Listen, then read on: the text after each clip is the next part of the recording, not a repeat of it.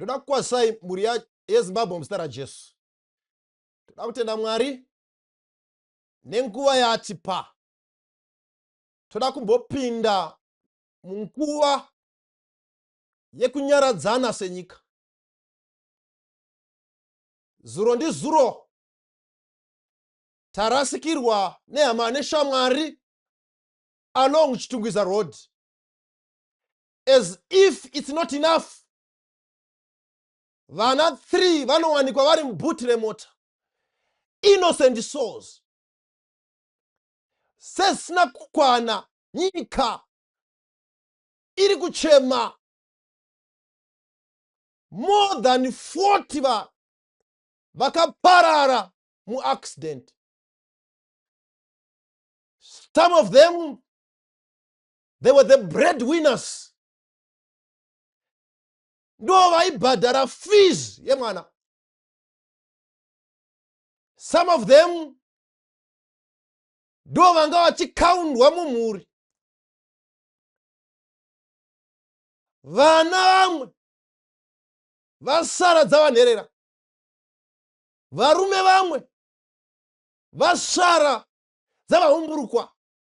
Vana mai vamwe vasara dziri chirikadzi. Rufu rwabata ushe. Senyika tinotsvaka kunyaradzwa. Saka musoro wenyaya unotiko panguva yekurasikirwa. Regai tinamati. Baba yedu vekudenga muzita raJesu, takutendai. Hamugoni kuramba makanyarara senyika tine misodzi pamatama. Musatendedza kuti vanhu vazame kunyaradza namashoko avo, nekuti mukudaro tinodzimbira maronda. How we pray that you come and explain yourself. Come and review yourself. Emakai kuti vana venyu tine mubvunzo. Zviri kufamba sei Mwari? Tibatsirei tinzwisise chakavanzika cherufu. Achinge zvadaro tomeka madecisions ane uchenjeri. Ndokunamata. Nekukumbira kwedu muzita raJesu tokunamatai. Amen. Takapoteredzwa nerufu. Now tinorarama munguva yekuti mai vanoenda muchipatara vakazvitakura. Pamwe pacho vanosvika vooparetwa. But kubuda kwavanoita, pamwe pacho vanobuda neronda mwana asipo. Tine situation yekuti pamwe pacho mai vanopinda vakazvitakura. But pakubuda panobuda mwana mai vasipo. Nyika ine misodzi nekurasikirwa navadikani vedu. Vakwegura vari kuzorora. Vadiki vari kuzorora. Vachine simba at their prime age vari kuzorora. Saka panguva dzekurasikirwa navadikani, nyika inoita mubvunzo. Does God really care? Mwari uyu uchine hanya here? Tichine ronda nyoro muhana dzedu. But as if it's not enough, tinotutsirwa neimwe misodzi pamusoro. Does God really care? Panguva dzekurasikirwa navadikani, vanhu vanovhunza, where is God in this situation? Mwari ari kupi? Is God behind all these things? Ane here chekuita Mwari nesituation iyi? Aripi? If yes, where is his fatherly love? For the Bible reveals an infinite Father with infinite love. So where is his love? Does this mean that God's love has been overpowered by death? Vanhu vanovhunza, makayei vachibvunza, vanhu vanotsvaka kunyaradzwa. They need an answer. Saka Mwari anofanira kutibatsira. Patidzidza vhesi mashoma tinzwisise chimiro cherufu.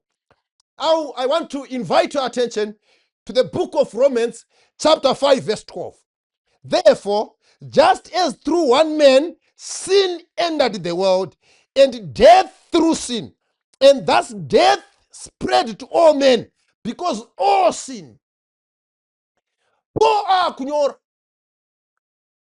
kunonza chirahwe chinofana kutibatsira pa confusion yatinayo senyika, kuti Mwari ari kupi tichifirwa zvakadai. O anoda kutibatsira kuti no, pfungwa iripo, death is a consequence, the cause is sin. Ndozviri kutaurwa napo. Chitema, the original sin, ndo ine nyaya. So we want to understand who is behind this. Ndavatakanzwa vaparidzi vakamira pamapulpit, mai vashaya vakasiya mwana ane 1 month, ndobva vati Mwari waita kuda kwake, presenting a cruel God. Mwari anenge ari comfortable nekutora mai achisiya mwana ane 2 months.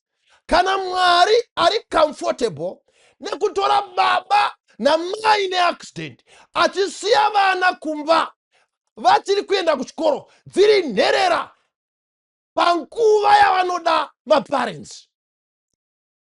Saka ndakamira ndikanzwa vaparidzi vazhinji vachitsanangura mwene weruva watanha ruva rake. Ndo here chimiro cherufu biblically? Mwari anofanira kupindura, because kana ari Mwari wakadaro anorega masituations akadaro, then that God, I don't think I would love to worship him. Bible rinofanira kuexplaina.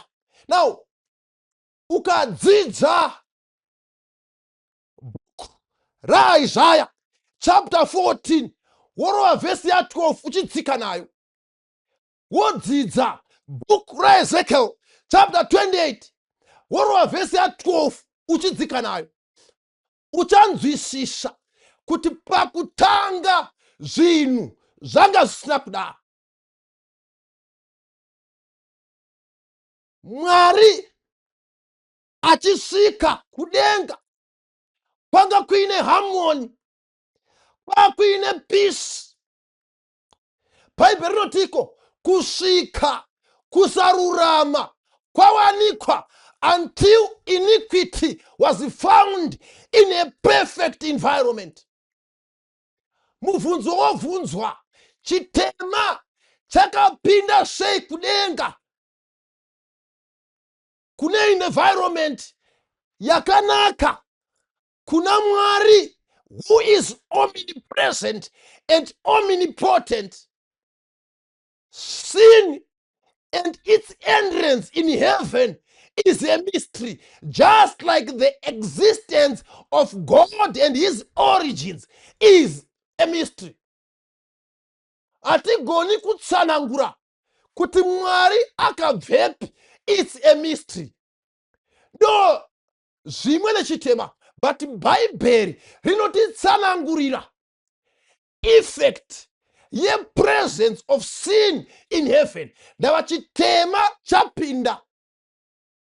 Bhaibheri rinotiko an angel yainzi Lucifer yakada kuzvikuridzira ndobva yada kuzviisa pachigaro chaMwari, ndobva yaquestiona the government of God. Chitema ndobva chaquestiona chikati God's government is not just.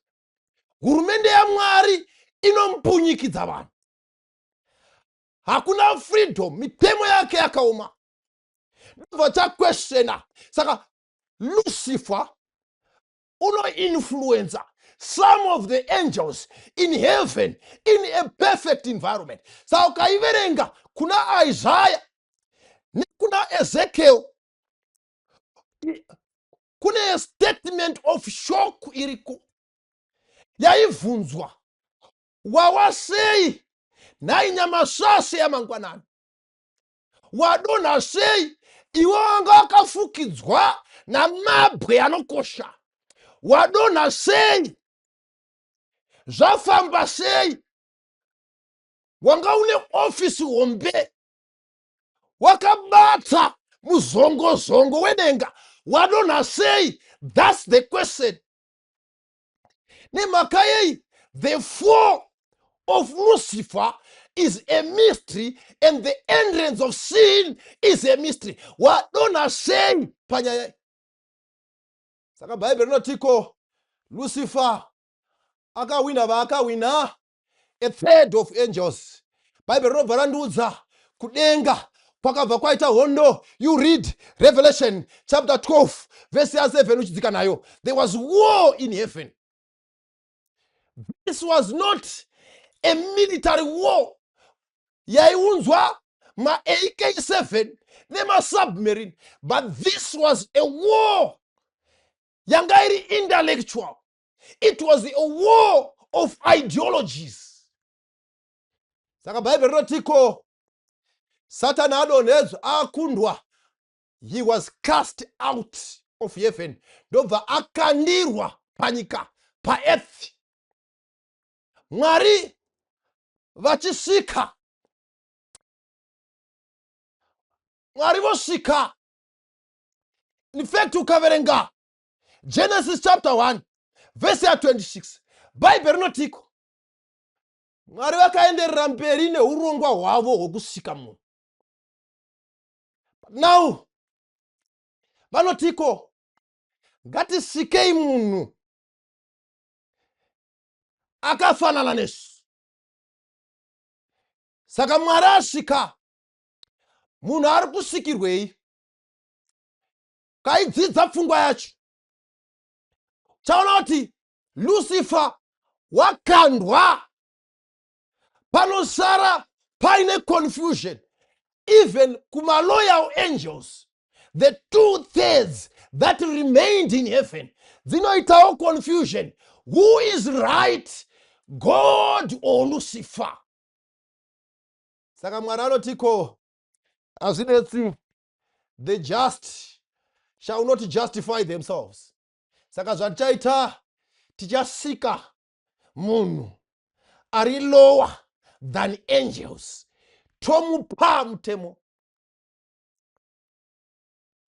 Kana akabudirira pakuuchengeta, then zvichazikamwa kuti Mwari wakatendeka, hurumende yake haimbunyikidzi vanhu. Saka zvadaro Mwari vanosvika munhu. Saka munhu paakasikwa, ndoda ndikudzei, munhu paakasikwa, humanity or man was created as an argument of God. Munhu wakasikwa kuti ave nharo dzaMwari. Munhu wakasikwa to justify God. Hey, ndo chikonzero chakasikirwa munhu, to justify God, kuti hurumende yake iri fair. Saka ukaidzidza pfungwa yacho, munhu asikwa anoiswa muEden. Woverenga Genesis chapter 2 verse 16 neverse 17. Mwari amuisa muEden, munhu anobva apiwa mutemo. Zvikanzi ungadya hako imwe miti yose unodya, but muti uri pakati pemunda, the tree of knowledge, haudyiwi. Saka munhu anga aine free will. yekudya imwe yose. Ndodati muone pfungwa iyi. Satani paanozouya, anouya achita sekuti munhu haana free will. Munhu ane free will, apiwa kunzi idya hako yose. But there are demarcations for grace. Pane ma-edges ausingafani kutsika munyasha. Mune ma-limitations. Musadya muti. You are free kuti mudye imwe yose. Saka chii chaitika? Dai munhu akatendera patime yetest akasadya, aizova neprivilege yekurarama for eternity. Chitema chisipo. Saka Adamu achisikwa, anga ane here magetsi mukati make aidavirira kuchitemwa. When Adam was created, he was created perfect without propensities to sin. Mukati make manga musina mangwa dzechitema. But Satan akapinda nemhaka yei, because humanity was created to justify God. The devil fights God's family and his children. Satan unorwisa mhuri yaMwari nevana vake. Unanhasi Satan anorwisa mhuri. Ende ndo zviri muhondo. Kuti kana hondo iripo, vakashaya baba, vanogona kungobata vana vacho. Saka I want you to understand kuti hondo payakatanga mudenga haina kupera. Bible rati Satan nemaloya angels ake vakakandirwa paearth. Mimi kuti hondo yakakondinya, but chachinja ibattleground. Saka Satan anoinga ndokubva afurira munhu, ndobva munhu akunda. Munhu akundwa, chitema, sin inopinda. Origin of sin inobva yapinda. Saka vanhu vazhinji vanovhunza, ko sei Mwari asina kuita intervene akanomisa kuti Adam usadya? Remember, tiri kuti hondo pairi kurwiwa pana ground rules. The purpose yezviri kuitika izvi, it's God who is on trial. Mwari ndiye ari kuedzwa kuti hurumende yake haisi fair. Mwari ndiye ari kuedzwa kuti hurumende yake is not just. So God said, munhu achandijustify kuti mitemo yangu hairemi, uye ndiri Mwari vasingamupunyikidzi munhu. Saka dai Mwari akauraya Adamu paakatadza, Satan dei akati, mazviona Mwari wenyu zvari.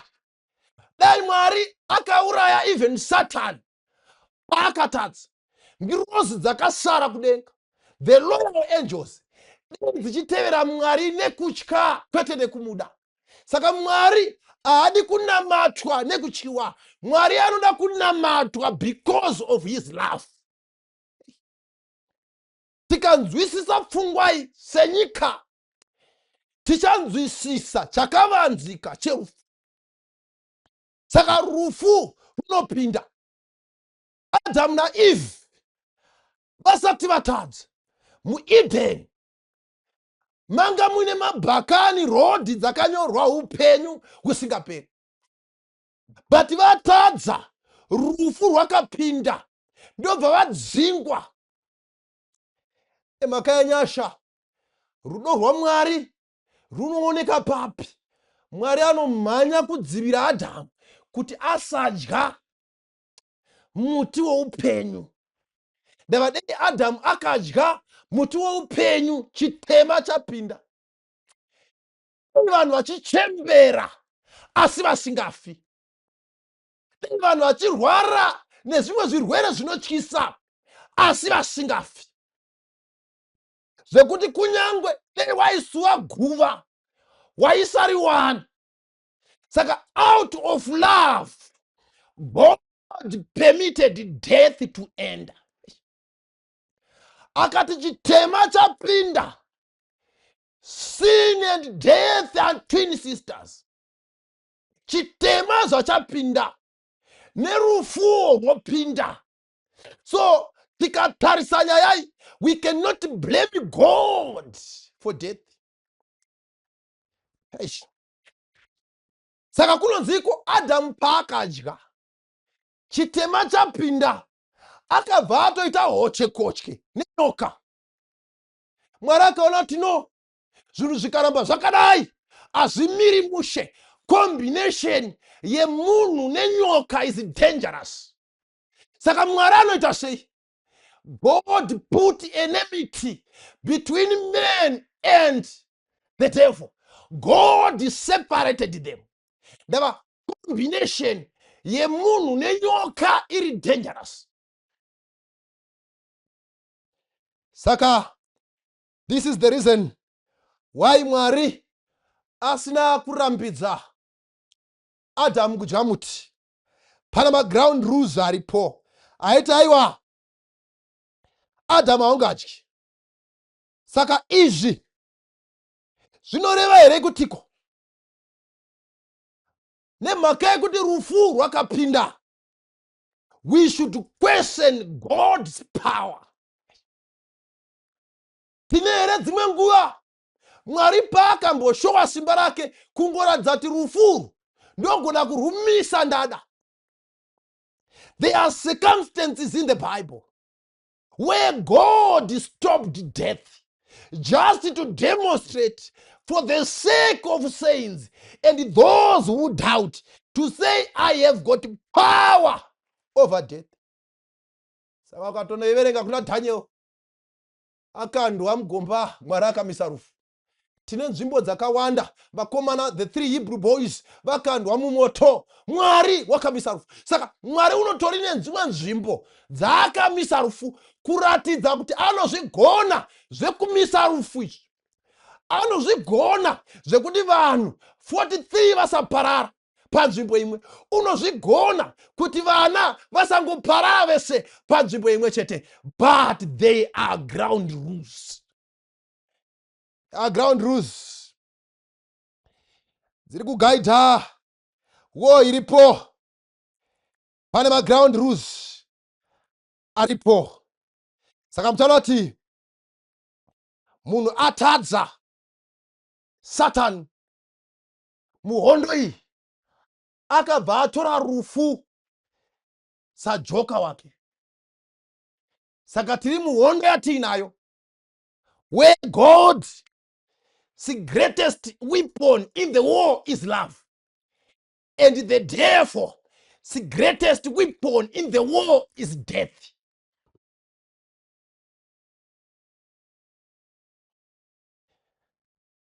Saka ndo hondo iripo.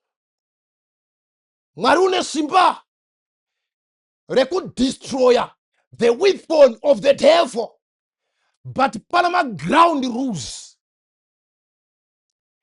God cannot limit the devil's power to kill. Ndava akangodaro Satani anoti handei pavha. Did the replay pane cheating yaitika, God must be given a red card because I break my ground rules. Saka Mwari unonyarara rufu ruchibata mushe. Bible rinotiko Satan muhondo iyi ari kuzviziva kuti ane nguva yaakatarirwa. Kanoenda neni pana Matthew chapter 8 verse 29, madhimoni anosangana gedhe na Jesu. Dhimoni rinovhunza Jesu, have you come to torment us before our time? Satan anoziva ane nguva, and he knows the end of his rule. Unoziva. Saka ground rules anoti Mwari akada kumisa rufu kuti hakuchafiwi. Satani achatiko, mazviona here kuti the government of God is not free. Ndava Satani ari kuti nyango nanhasi ari kupomera Mwari uyu makafira henyu vanhu pamuchinjikwa, but vanhu ava vakudii? Inini ndine chaunga, vanhu vanoda inini, vanhu havadi hurumende yenyu, vanhu vanoda hurumende yangu. Saka every time we sin, tiri kuita setinoprova the claim of the devil to say vanhu havakudii, chaunga chiri kwandiri. That's why the pen of inspiration says, patinotadza, it's as good as tiri kuramba tichidzimbira maronda aJesu pamuchinjikwa. Saka Mwari anoziva hake kuti no, Satani anenge adiki. Saka Bhaibheri rinototsanangura, ukaiverenga madhimoni atobvudza kuti aiwa kainguva yedu, tichiri munguva yedu yekuuraya. Ndoda kuudzai vana vaMwari, Satani ndiye mhandu, Satani ndiye mukonzeri wepain and suffering. Unozvita,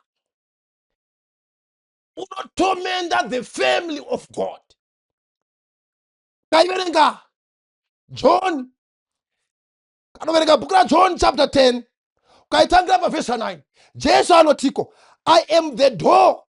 If anyone enters by me, he will be saved and will go in and out and find pasture. Verse 10, the thief does not come except to steal and to kill and to destroy. Saka Satan ndiye anouya kuzoba, ndiye anouya kuzouraya, ndiye anouya kuzodestroya. Where there is peace, marriage vanhu vachitofara, the devil will come and cause havoc and throw maturusi ake. Woona marriage zvomandamuka, mai vachienda nekuku, baba vachienda nekuku, vana vachienda nekuku. The devil comes to steal the joy of the family. The devil comes to destroy marriage. The devil comes to kill humanity. Satan ndiye anouraya man. Satan ndiye muurayi.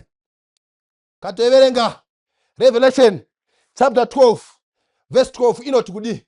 Inokubuditsira pachena. Mune nhamo nyika nekuti wakaipa akandirwa panyika. Wakasamwa nekuti anoziva kuti ane nguva diki. The devil is so furious, filled with wrath.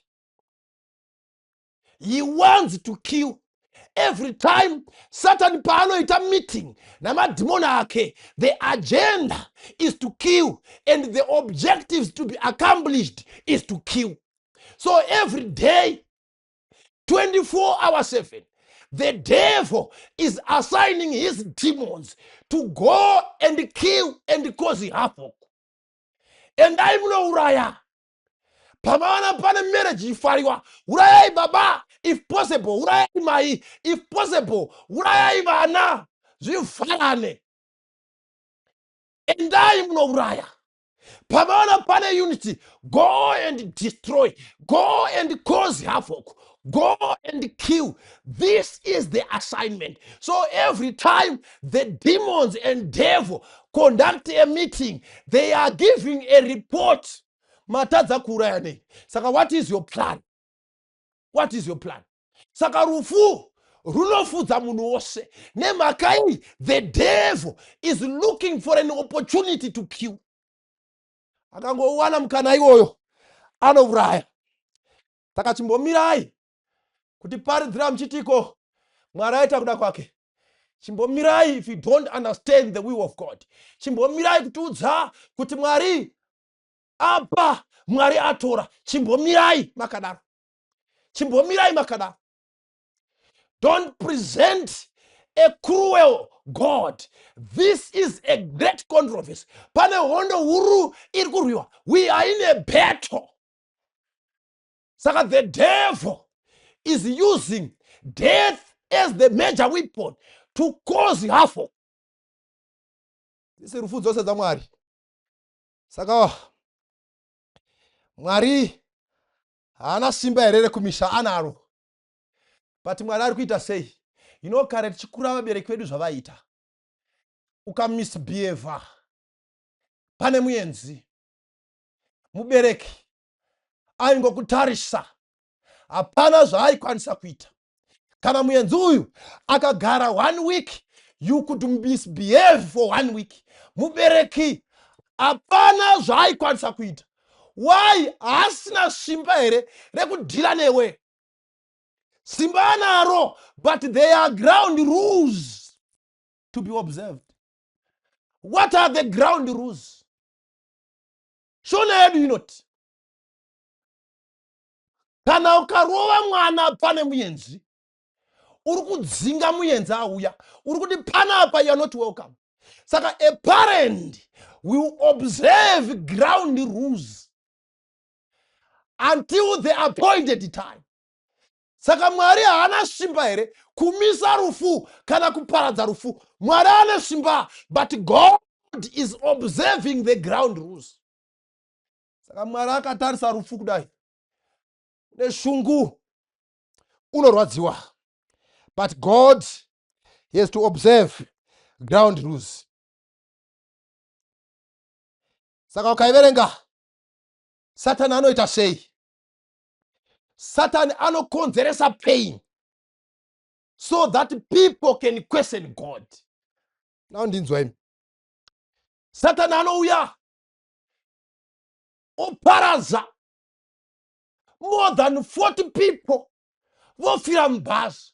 Kana zvadaro vanhu vokweshena Mwari. Satan anouya vana vadiki innocent souls dzowanikwa dziri mubhuti remota so that people question God. Satan anouya oita kuti kombi ikunuvuke, vanhu voparara. Kana zvadaro so that people they question God. Baba vanovayo vari kusevenza vachichengeta mhuri, vanorohwa nemota vachienda kubasa, mhuri yotosara iri pakaoma. Vanhu vobvunza, ko nhai Mwari hamuna here kumbozviona? Satan anoti toko. People question God. Kuda ndikutsanangurire tine mhaka yei Mwari achikwesenwa. Rega ndizame kutsanangura chakavanzika ichi. Why do people question God?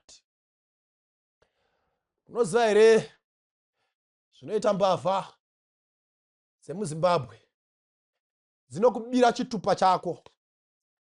Kana dzakubira chitupa dzinoenda dzonoba. Kana dzaba dzosiya dzadonhedza chitupa chako pascene of incident. So much that abirwa pano mukamangwanani achiona chitupa anochema akabata musoro, ndabirwa, but ano identify mbavha the name iri pakati. Saka zvavanoita manje, kune vakomana vakatrenwa vanonzi madetectives, vanodaidzwa, vanouya votora chitupa chiya, votsvaka muridzi wechitupa. Pavanomuona vomuvheta, votarisa karekta yake. Kana vatarisa karekta yake, vanobva vati no, uyu munhu haana mhosva, uyu munhu haana mhosva, pane mbavha, pane culprit inofanira kubatwa. Saka Satan ndo zvaanoita. Anoziva kuti God is so powerful, and anoziva kuti God loves his people. Saka what does the devil do? Anotora the name tag of God, okonzeresa rufu.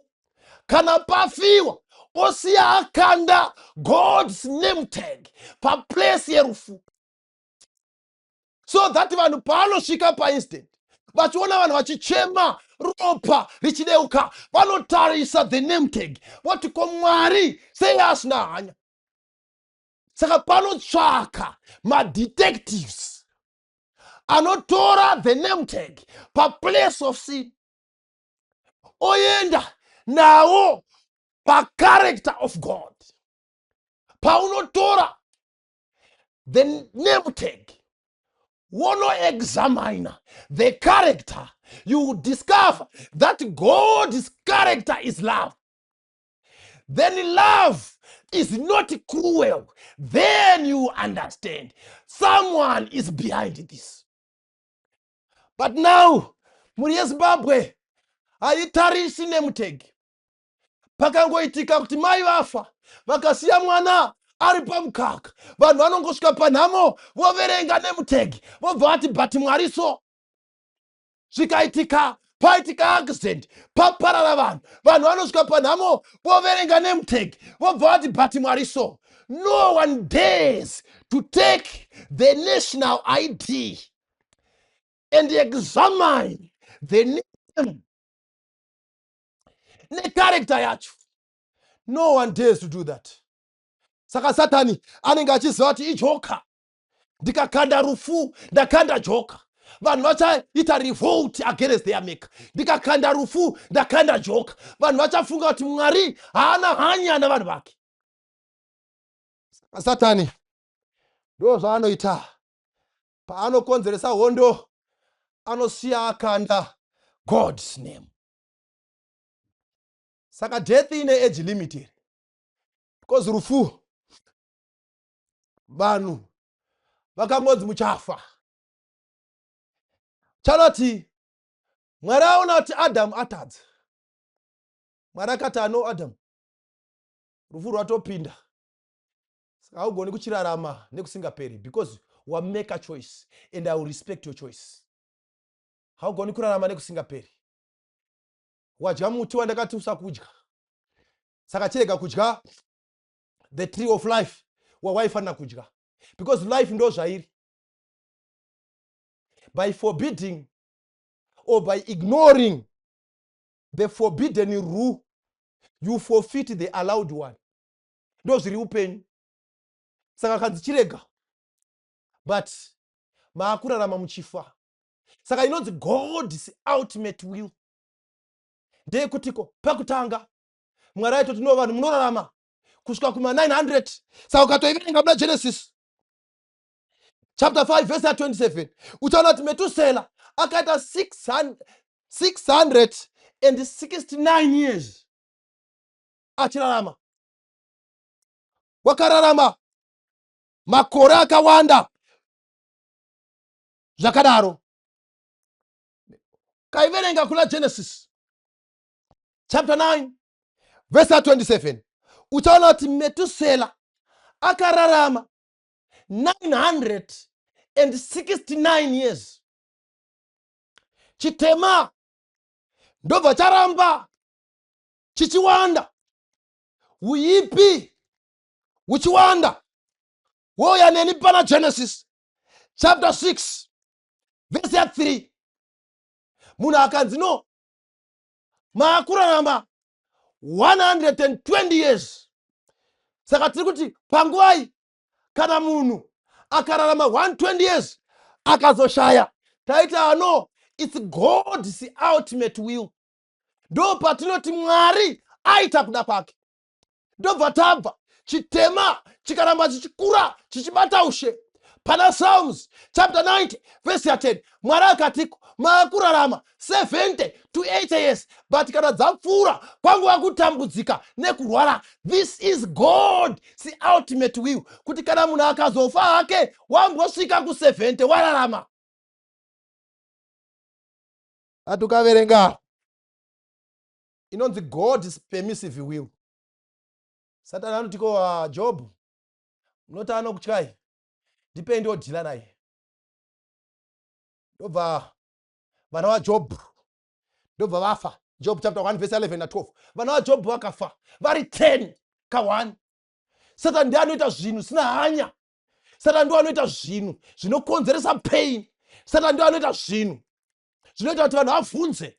Ndava intention yake aiti Job, kana ndikauraya 10 ka1, Job anofana kukwesena Mwari nemhaka yei ndosiya ndadonhedza nemutegi yaMwari pa place of death, pa incident siya ndadonhedza nemutegi. Job Mwari ngaavonge waizviwisisa. Saka ukaiverenga, because of that Job chapter 21 verse 23 uchidzika nayo inokuudza kuti zvinokufa hazvina age. Satani paangokwanisa kudonedza joka panofiwa, osiya akanda nemutegi yaMwari. Hazvina basa kuti mwana ari pamunyatso kana akakwanisa kudonedza joka panofiwa. So long vanhu vachikwanisa kuzokweshena Mwari kuti asi Mwari mune hanya here, paangokwanisa kudonedza joka rake panofiwa. Hazvina basa kuti uchangopedza kugraduate kana kuti uri kubva kugraduation akangokwanisa chete kudonedza joka, vanhu vachabvunza konai Mwari makaregerei munhu vabereki vachitsvaga mari yekumuendesa kuchikoro kusvika graduation day asati ambosevenza. People who question God, why adonedza joka akasiya nemutegi yaMwari. Saka because of that, Job chapter 21 verse 23 chidzika inokuudzai vamwe vanofa vane simba, vamwe vanofa vaparara, vamwe vanofa vane shungu dzemwoyo, vane maplans eupenyu, vanofa because Satan is there to kill. That's his mission. He's there to kill. Hana zvimwe zvaari kuraramira. Saka iyoyo inenge akunzi permissive will. The fact that God has permitted does not mean that God is responsible. Does not mean that God is responsible.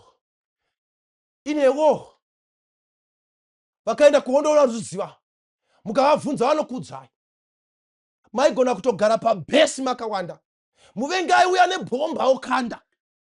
Saka paigona kufiwa chero navanhu 100. The devil does not care. Saka zokuzoti but Mwari atadzawo here kumisa kuti pafiwa nevanhu 100 kana navanhu 50. The devil does not care. And Mwari kunyangwe ane simba rekumisa, the ground rules prevent him. So misa.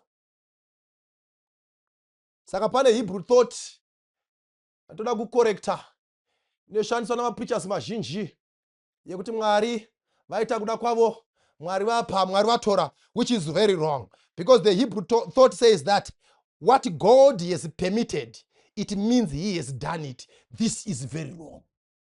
This is a wrong theology. 1 Corinthians chapter 15 verse 26. Bible inotiburitsira pachena. The last enemy to be destroyed is death. What this means is that God and death are at enmity. What this cascades to mean is that the devil and death are best friends. But good news, pachaparadzwa Satan nerufu chaparara.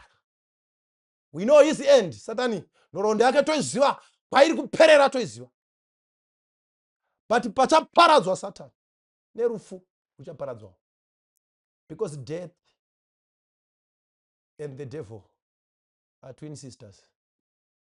Audiwo here kuvapo pachaparadzwa Satan nengrozi dzake. Kana uripo hama yangu kafirwa atoziva, uri kuchema toziziva, murume akashaya sodzi chiri pamatama, mwana akashaya sodzi chiri pamatama, toziziva uri kuchema.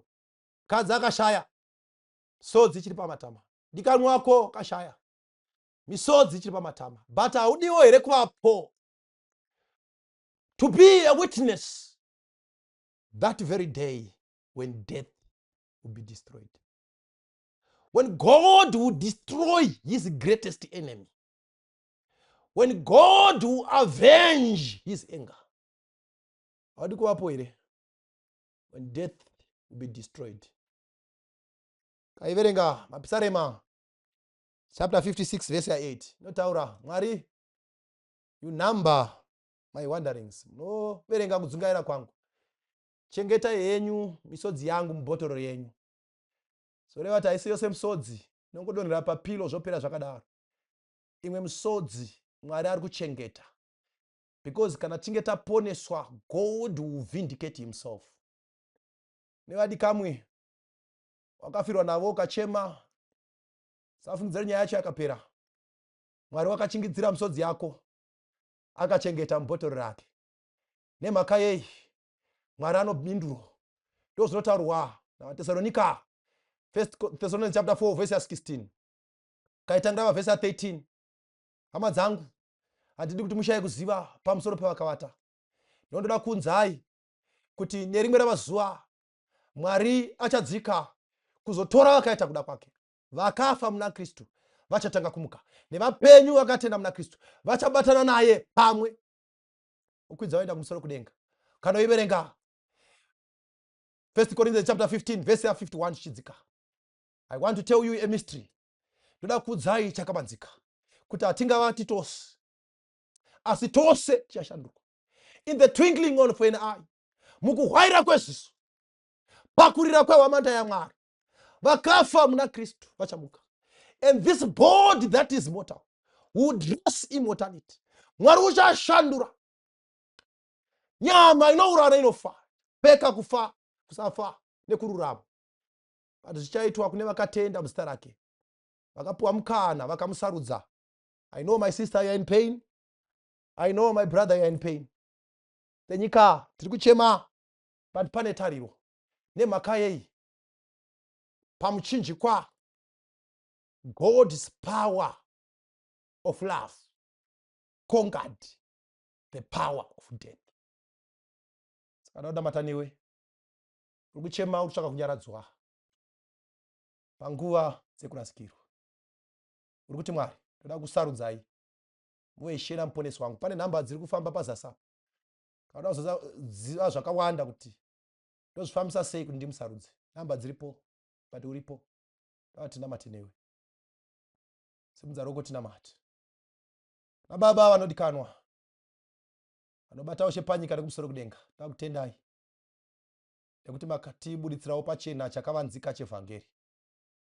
Nguva yesei pataifirwa nehama dzedu, taikukwesenai kuti asi Mwari meye muchimbori kupiko, sei musina hanya? Tine urombo nekuti takakwesena zita renyu. Asi tanzwisa kuti ine mutege yenyu chete yakakandwa pascene of incident. Mupari wemhosva ndobva atiza kuti tikupei mhosva. Maita yenyu matidzidzisa tive madetective yekusvika tichitarisa, toenzanisa the incident necharacter. Tazviera tikazviona musina mhosva nekuti character yenyu muri rudo. You hate pain, you hate suffering. Pamakamirira nguva kuti ikwane kuti muparadze chitema, tipeiwo simba rekukuteverai. Rufu paruchauya, musatendedza tikupei mhosva, tipeiwo simba rekuti titi it is well.